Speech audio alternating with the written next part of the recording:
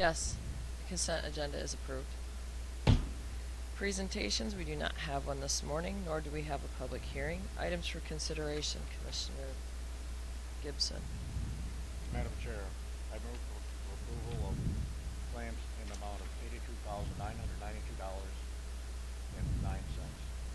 Support. Moved by Gibson, support by Geiger. For the approval of claims in the amount of $82,992.09. Discussion? Hearing none, the clerk will call the roll. Geiger. Yes. Gibson. Yes. Jackson. Yes. Parker. Yes. Smelker. Yes. Connor. yes, Wing. Yes. Item is approved.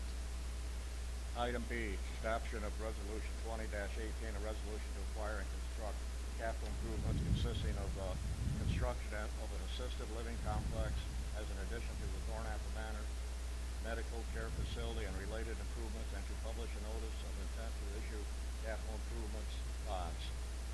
Support. Support by Smelker. Motion by Gibson, support by Smelker. Discussion. Hearing none, the clerk will call the roll. Gibson. Yes. Jackson. Yes. Parker. Yes. Smelker. Yes. Connor. yes, Geiger. Yes. Wing. Yes, the item is approved. Item C, adoption of Resolution 20-19, a resolution to approve and authorize execution of contracts for the design and management of construction of assisted living complex as an addition to the Thornapple Manor Medical Care Facility. Moved by Gibson, support by Jackson, for the adoption of Resolution 20-19, a resolution to approve and authorize execution of contracts for the design and management of construction of the assisted living complex as an addition to the Thornapple Manor Medical Care Facility. Discussion. Hearing none, the clerk will call the roll. Jackson. Yes. Parker. Yes. Smelker. Yes. Connor. yes, Geiger. Yes. Gibson. Yes. Wing. Yes, the item is approved. Item D, approval of the budget appeal from the Parks and Recreation Commission to increase the 2021 general fund appropriation and require general fund contingency and increase the Parks and Recreation Fund revenue budget by $12,673 to include $5,780 for part-time seasonal worker for parks and trail maintenance. Support. Moved by Gibson, support by Geiger. For the approval of the budget appeal from the Parks and Recreation Commission to increase the 2021 general fund appropriation and reduce the general fund contingency and increase the Parks and Recreation Fund revenue budget by $12,673 to include $5,780 for the, that's $5,780 for the part-time seasonal worker for the park and trail maintenance. Discussion. We're going to be a recreation destination. We should be a clean one. last night at the very GOP meeting, it was commented that they didn't understand how conservative commissioners, Republican commissioners could pass this because it's not a mandated department. Especially in these trying times when we're hearing that general revenue could be questionable, our amounts could be questionable in years 22 and 23. Well, if I may, the quick answer is that we budgeted for this. The first line of this is to approve the budget appeal from the Parks and Recreation Commission, general fund appropriation, and reduce the general fund contingency. So there are things that we do not budget for every year, but things come up, and this is one of them. In the COVID-19 pandemic, we are going to have to spend more time cleaning. So it's we are a responsible, fiscally conservative county board, and we set aside money to take care of things. So to those critics, I would just show them the budget. I think this, if I may respond, I think this cleaning was cleaning of trails, meaning like brush and those types of things. Maybe I misunderstood that, but that's what I thought it was for working on the trails and cleaning brush and the rights of ways and things like that. No, whatever has to be, whatever it has to be fit in, it's important to have that extra person there in case it's a two-person situation. You know, I mean, it's a safety thing too. And as far as a destination, you can tell this, right now, Charlton Park is a destination now because there's a lot of people coming to that park because of the open spaces and that, and there's more maintenance when that happens too. And so we're hoping to keep that going, and that's the reason for the extra worker there. Is it, okay, again, I thought it was most of that person would be working on the trail. No, I think that person's going to be at work wherever they need to have work done. Cleaning the bathrooms, cleaning the picnic tables, cleaning, you know, stuff that people touch. Even at school, we have somebody that comes in after school every day for 20 minutes and cleans just high touch areas. So with COVID, there's just a whole lot more cleaning that has to happen whenever there's public that visits any of our sites. So you've got bathrooms at McEwen Bridge Park, you've got bathrooms all over, including Porta-Johns, all over Charlton Park. I mean, there's just a ton of things that have to be done differently right now than that we've ever done before. We increased the part-time housekeeping staff here at the county buildings because of all the extra things that have to be done because of COVID. It's just that staff at Charlton Park and the Parks Commission, it gets stretched pretty thin. It was to my understanding that this was for cleaning and maintenance because of COVID at the restaurant at Human Bridge and Charlton Park, right? Yeah. Or Wherever it it's needs to be needed. done. Yeah. It's an extra 2 hands, 2 feet, and makes a difference on a lot of things. Sometimes a job that's got to be done can be done more efficiently and with 2 people than it can be with 1 doing double time. So I think that those kind of things is something that we need to have the park director be able to make those decisions on. And I trust that Dan, and I've seen where it's necessary, and I trust that Dan Patton will be very concerned about his budget and what he asked for, and that he didn't ask for anything more than what he needed. That he probably asked for less than what he needed. So, Can you tell me what the stats are on the increase in the attendance then at Charlton Park? can we ask Dan that? Is he here? Oh, Yeah. Dan, would you be willing to give him an idea on the increase that's been at the park?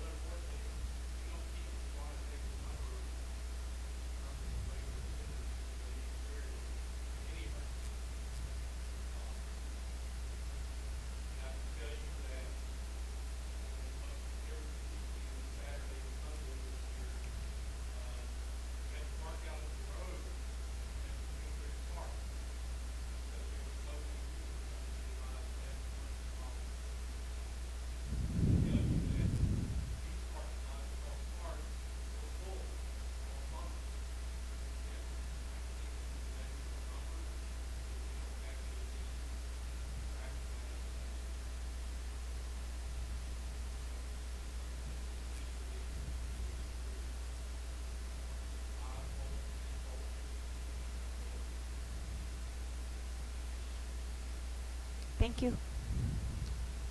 Is there any further discussion? Hearing none, the question before the committee is the approval of the budget appeal from the Parks and Rec Commission to increase the 2020 or the 2021 general fund appropriation and reduce the general fund contingency and increase the Parks and Recreation fund revenue budget by $12,673 to include $5,780 for a part-time seasonal worker for the park at trail maintenance. All those, or can the clerk call the roll, please? Parker, Yes. Smelker, Yes. Connor, No. Geiger, Yes. Gibson, Yes. Jackson, Yes. Wing. Yes, the item is approved.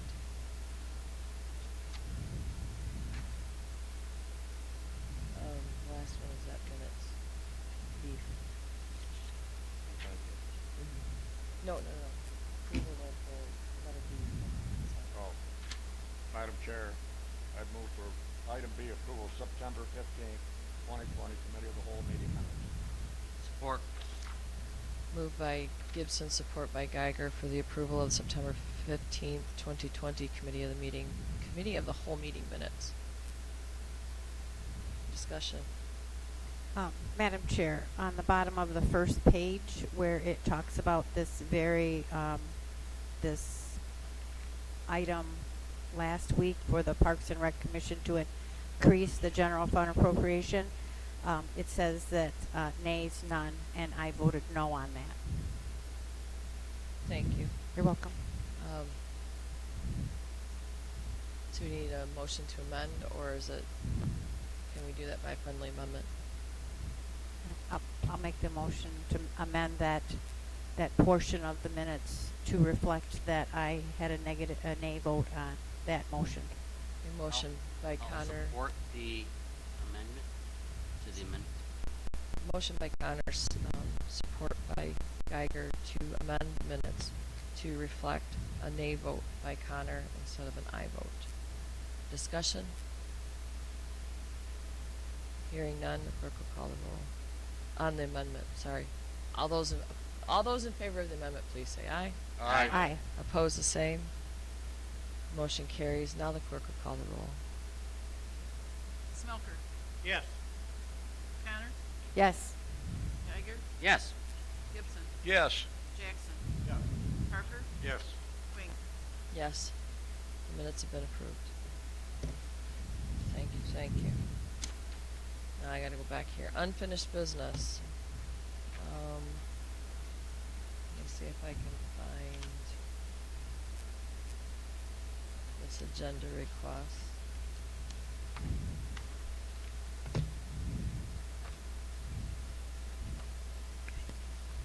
Heather. I'm just looking for it in my paper. Found it. Thank you. Mr. Vandermark has a request to increase the part-time equalization clerk position from 47.5% to 63% of a full-time employee. So the motion, at this time, the chair would entertain a motion to increase the 2020 general fund budget for the equalization department and reduce the general fund contingency by $15,906 to increase the part-time equalization clerk position from 47.5% to 63% of a full-time employee.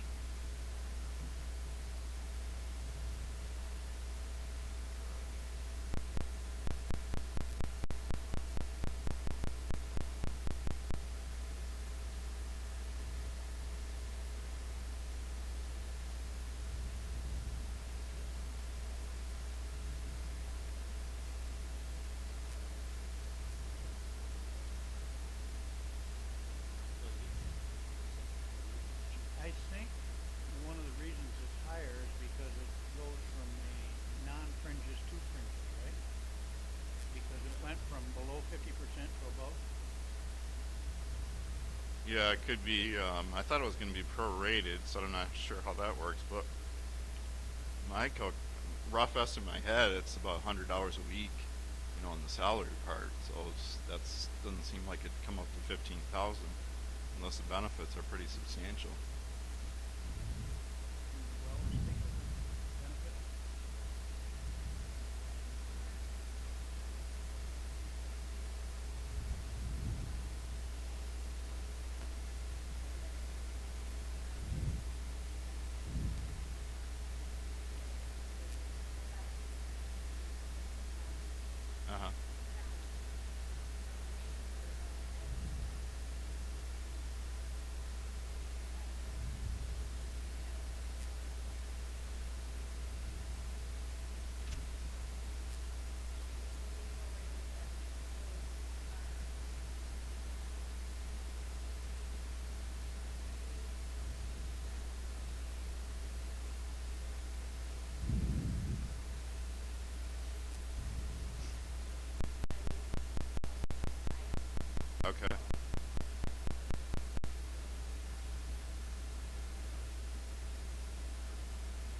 Yeah, I understand.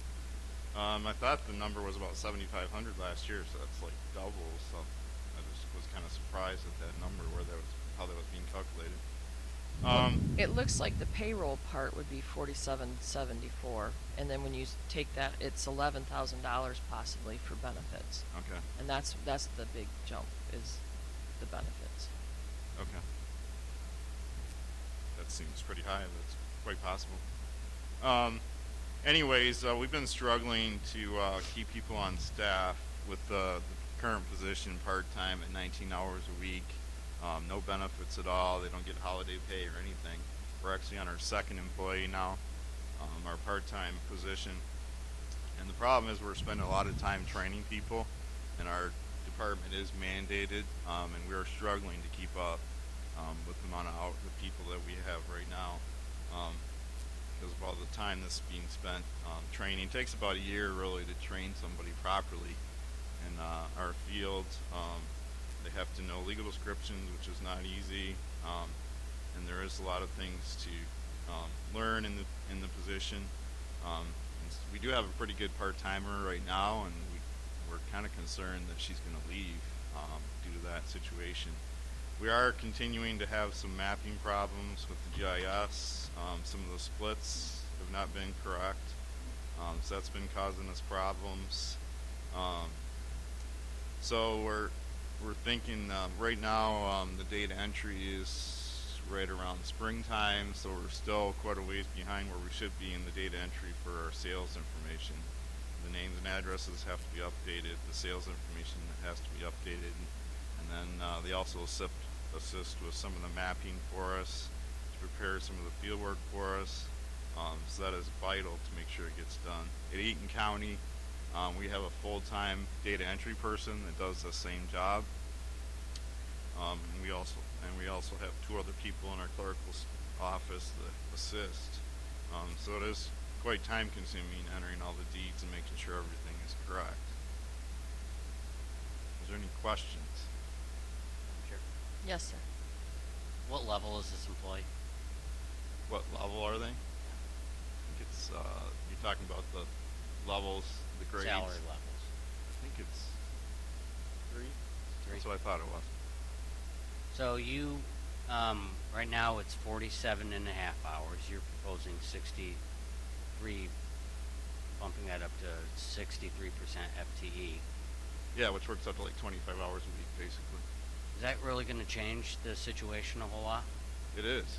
We think it'll basically solve the problem. We think it'll be enough to get the work up to date and make sure everything's done in a quality manner. We do get audited by the state tax commission every year, so it is important that our information is accurate as possible. What kind of applicants are you looking for? Well, I already have somebody in the position right now. Oh, you want- My concern is after the training that we've done, which has been going quite well, that she's going to leave. That's my concern. My concern is that if it was at 47 and a half, now you're proposing 63, I'm concerned that we're going to hear next year that we need 80. I would really like to see the data that we discussed earlier that we might need. I'd like to see a breakdown between a 63% FTE and a full-time FTE. Okay. Because in the world of data entry, if you don't have somebody in the position, it's really detrimental to the entire county. Yeah. So if And we're we gonna are do seeing, it, I'd rather do it right. We are seeing values are not being impacted so far by COVID. At this point, we're still seeing some pretty good increases in value, specifically in the residential class, which is kind of surprising, but we are not seeing impact so far. So the values are still increasing pretty good. That's all I have. Any other concerns or comments for Mr. Vandenberg? Hearing none, the question before the committee is the approval to increase the 2021 general fund budget for the equalization department and reduce the general fund contingency by $15,906 to increase the part-time equalization clerk position from 47.5% to 63% full-time employee. The clerk will call the roll. I don't have anyone that has moved this or seconded the Oh, motion. is there a motion in support? Otherwise, it's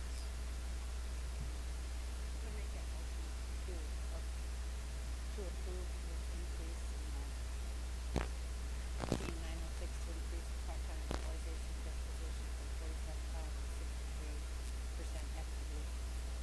motion by Connor. Is there support? Support by Jackson.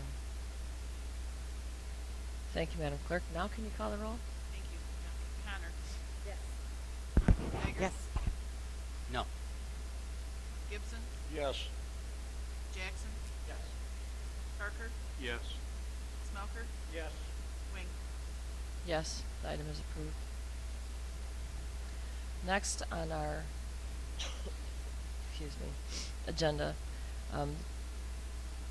the chair would entertain a motion for the approval to direct county administration to prepare a final draft of the 2021 Berry County proposed budget and to schedule a public hearing during the regular meeting of the Berry County Board of Commissioners on October 27th, 2020 at 9 a.m. regarding the 2021 Berry County proposed budget, and to recommend adoption of Resolution 2020 to adopt the 2021 Berry County Budget, General Appropriations Act, and millage after holding a public hearing.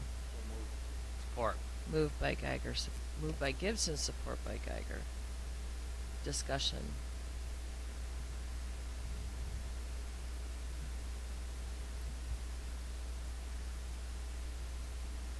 Hearing none, the clerk will call the roll. Geiger. Yes. Gibson. Yes. Jackson. Yes.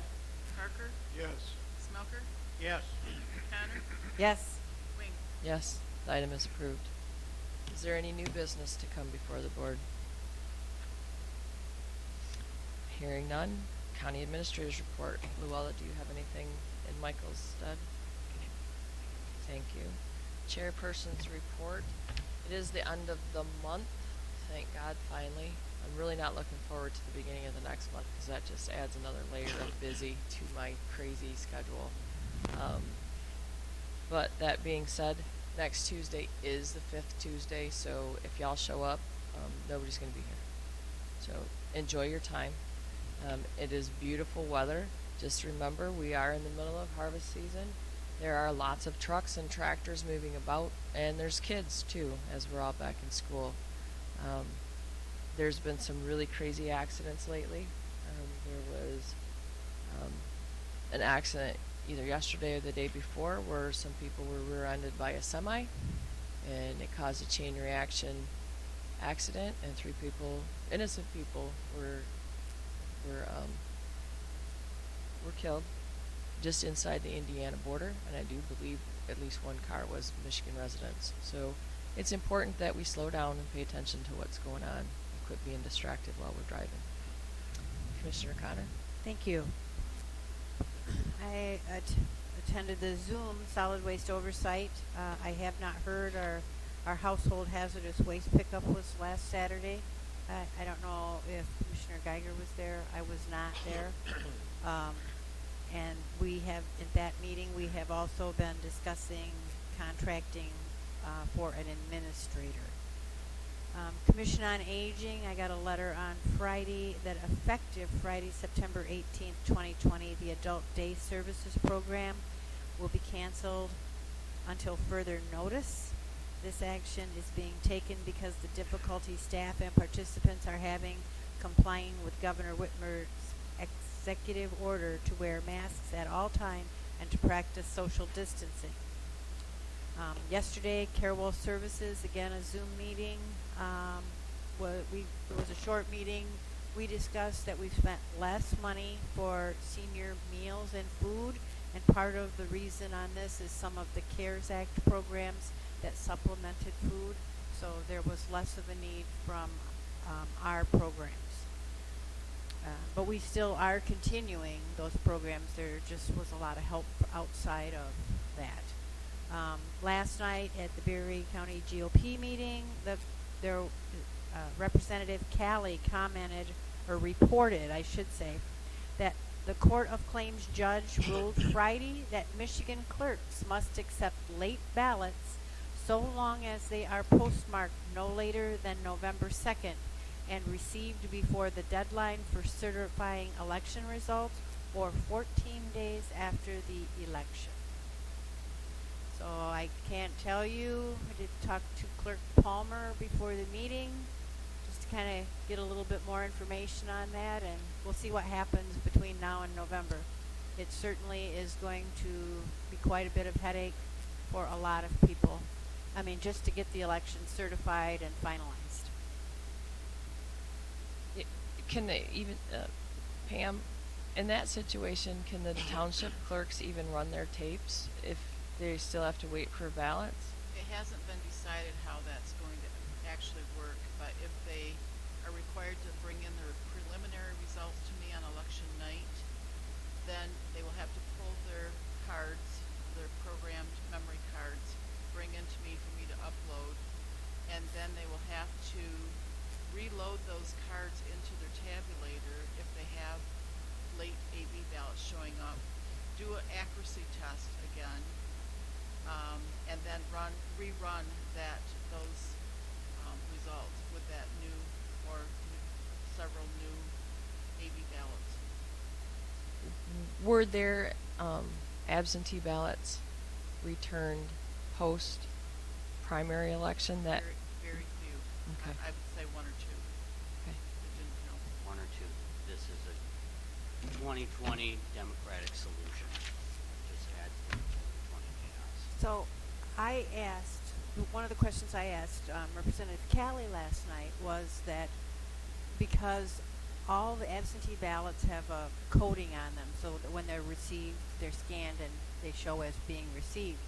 I said, well, if a township or polling place has all their ballots back, could they close out? But the problem is not all absentee ballots that are sent out are returned. There's always a few that aren't returned, so you wouldn't know.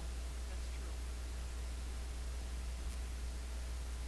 true. One of the ad campaigns that I've seen, especially through social media, is ask for your absentee voter ballot, send it in, and then go vote in person.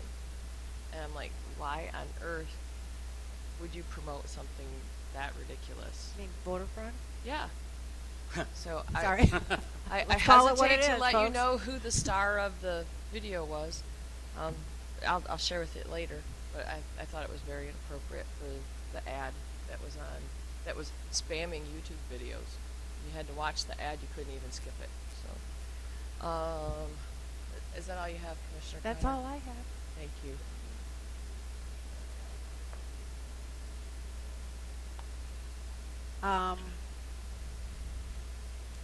She indicated that they were hoping that there is a challenge to that.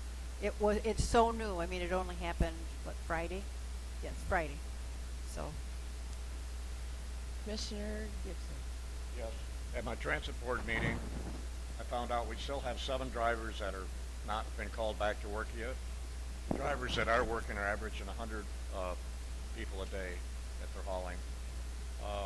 We have 4 more new buses coming with grants, and that'll give us a total of 9 new buses within the last year. That's all. Commissioner Smelker. I have a EMS stakeholder Zoom meeting this afternoon from 5 to 7. And Board of Health is Thursday, Airport is Wednesday, 911 is Monday. So, Oh, you're a busy man this time of the month. yep. Commissioner Geiger. I have many thoughts, but I'm going to keep it to myself. Thank you, sir. Thank you. You're welcome. Commissioner Jackson.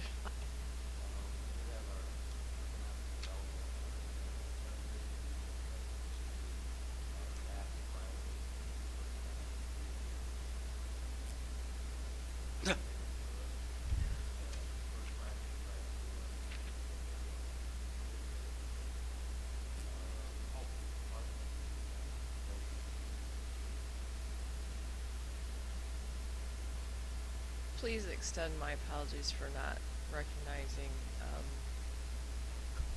Colette and, oh man, my names aren't coming to me for missing them last week. So, Commissioner Parker. Yes, township meeting, last Monday. Again, the EMS, thing is coming up on, tonight at 5:00, 7. And I hope to be educated on what's going on there. The general concern is that we just don't have enough ambulances to be able to cover some of the area. And, that's about it for me. Thank you, sir. At this time, any member of the public wishing to address the board may do so for up to 3 minutes during limited public comment.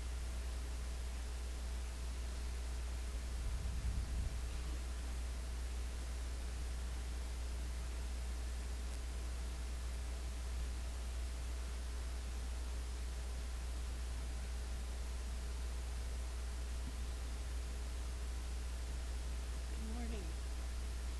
Sharon Zabrowski, Carlton Township. At this time, we know that there's a lot going on in this nation. We're a country that's divided over many, many issues. There are a lot of things we can't do that we would like to do. We also know that mental health, because of all of this, has become a big issue. People are depressed. People are upset. And I understand the statistics are showing that suicides are going up. And as a caring group, as you commissioners are, that you want to help our people in this county in any way we can, I want to say thank you for what you have done for our parks.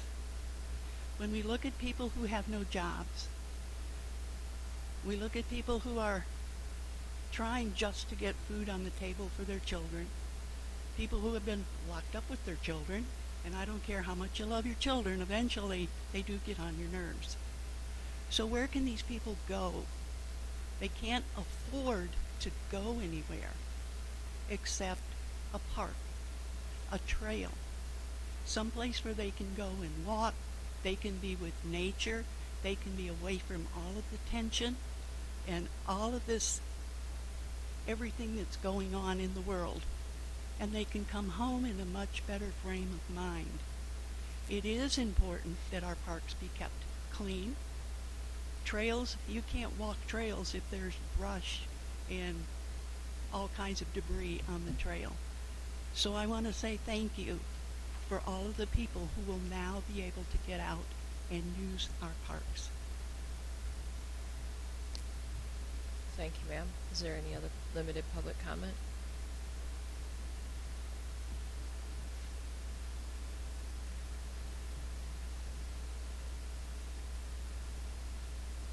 Morning.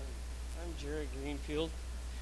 Yeah, I would like to know how you guys gave $20,000 to educate the public on the jail, and you give it to Tower Pinkster. I'm not really sure why you would do that with people's tax money.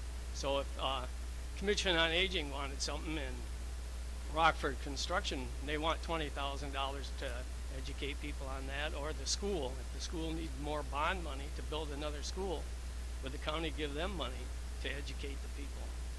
For one thing, I don't know how many people bid on the jail yet, but why would you let Tower Pinkster have the money? I mean, you don't even know who is building the jail yet, do you?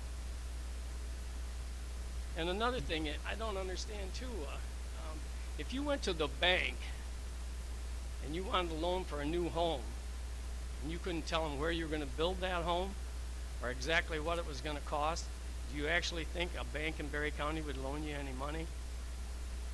So obviously, you guys need to do some more thinking on how you conduct your business.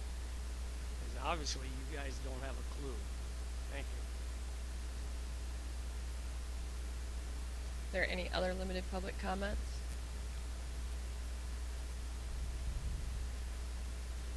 Hearing none, is there any other business to come before the board? There being no further business and without objection, the board will now adjourn.